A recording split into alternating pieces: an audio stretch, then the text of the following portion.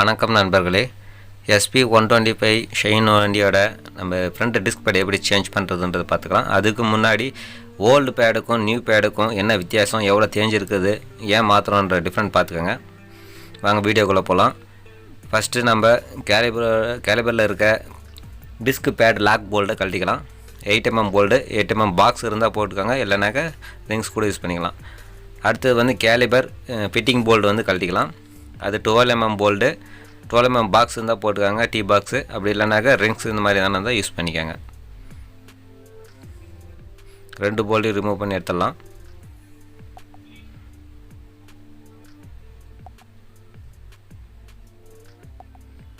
இப்போ கழட்டிங்கன்னா அந்த 8mm bolt ஈஸியாக இருக்கும், கையிலே கூட கழட்டிடலாம்.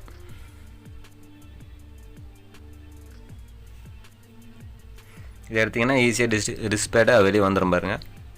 அவ்வளோதான், பாருங்கள் தேஞ்சு போய்ட்டுருக்கு சுத்தமாக. இந்த ரிமூவல்டு டிஸ்க் எடுத்துடலாம். இந்த பிஸ்டனு இந்த இங்கே உள்ளே இருக்கிற டஸ்ட்டெல்லாம் நம்ம க்ளீன் பண்ணிக்கலாம். என்கிட்ட ஏர் கன் இருக்குது, அதனால் நான் ஏர் கன் அடித்து க்ளீன் பண்ணிக்கிறேன். உங்கள்கிட்ட ஏர் கன் இல்லைன்னாக்கா கிளாத்தை வச்சு கூட நீங்கள் க்ளீன் பண்ணிக்கலாம்.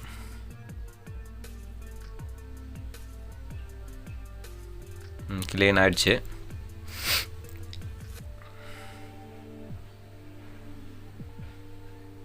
அதுக்கப்புறம் இந்த 2 பிஸ்டன் இருக்குது இல்லையா, டிஸ்க் பிஸ்டன், அதை வந்து நம்ம உள்ளே ப்ரெஸ் பண்ணி விட்டுக்கலாம், உள்ளே அமுத்தி விட்டுக்கலாம்.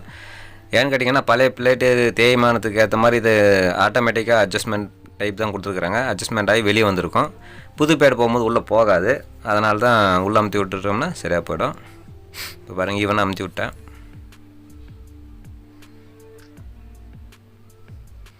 அதுக்கப்புறம் மூவல் டிஸ்க்கை க்ளீன் பண்ணிக்கலாம் ஒரு கிளாத்தை வச்சு. அந்த ஸ்டெம்பில் கிரீஸ் அப்ளை பண்ணிக்கோங்க.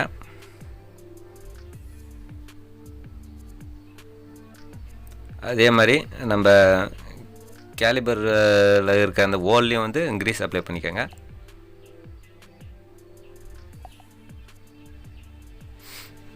டிஸ்க்கு ஃபிக்ஸ் பண்ணிக்கலாம். அப்போ தான் கிரீஸ் போட்டால் தான் ஃப்ரீயாக மூவ் ஆகும், அதுக்காக தான். டிஸ்க் பேட் பாருங்கள், நான் ஒரிஜினல் டிஸ்க் பேட் தான் எப்பயுமே போடுவேன். எப்பயுமே ஜென்யூன் ஸ்பேர்ஸ் போடுங்க, அப்போ தான் உங்கள் வண்டிக்கு எப்பயுமே சேஃப்டியாக. பிரேக் ஷூ இதெல்லாம் வந்து ஒரிஜினல் போட்டால் தான் சேஃப்டி, அதனால் ஒரிஜினல் எப்பயும் போடுங்க.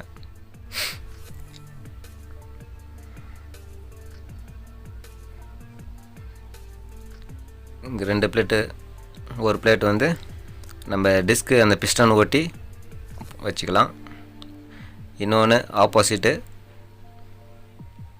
வச்சுக்கலாம். இப்போ டிஸ்க் பேடோட லாக் போல்ட் அந்த 8mm கழட்டணும் இல்லையா, அதை ஃபிக்ஸ் பண்ணிக்கலாம்.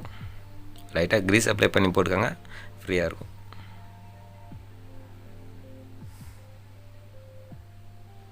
நல்லா டைட் பண்ணிக்கோங்க.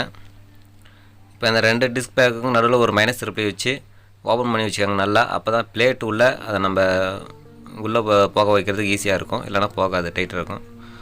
அவ்வளோதான், உட்கார வச்சாச்சு பெட்டில். இப்போ கேலிபர் பெட் போல்டு அந்த 12mm போல்டு 2 கழட்டோம் இல்லையா, கீழே ஒன்று மேலே ஒன்று, அதை 2யும் ஃபிக்ஸ் பண்ணிக்கலாம்.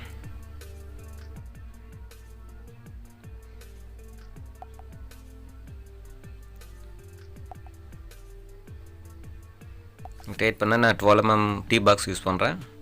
நீங்களும் முடிஞ்சால் யூஸ் பண்ணுங்கள், இல்லை ரிங்ஸ் இருந்தால் கூட யூஸ் பண்ணிக்கோங்க. மறக்காமல் ஃபுல் டைட் வச்சுக்கோங்க. அந்த டிஸ்க் பிளேட் லாக் போல்டு நம்ம ஒரு டைம் செக் பண்ணிக்கலாம், டைட்டாக தான் இருக்குது. இப்போ லிவர் எப்படி ஃப்ரீயாக இருக்கான்னு பாருங்கள். நல்லா ஃப்ரீயாக இருக்கும், ஒன்றும் பிரச்சனை இல்லை.